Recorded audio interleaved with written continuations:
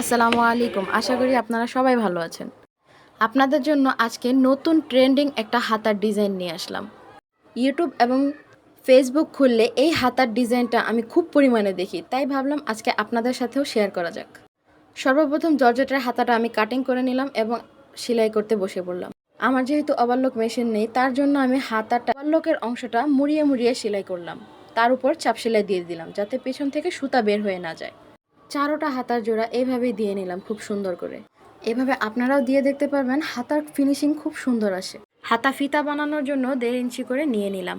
এটা দিয়ে আমরা হাতার পাইপিংটা করব। এই পাইপিংটা চড়টা হবে, এই কারণে 1.5 ইঞ্চি করে নিয়ে নিয়েছি। ফিতা সেলাই শেষে ফিতা উল্টিয়ে নিলাম। ফিতা 2.5 ইঞ্চি করে কেটে নিলাম এবং সাথে পেপার কাগজও আমার সেম 2.5 ইঞ্চি মাপে নিতে হবে।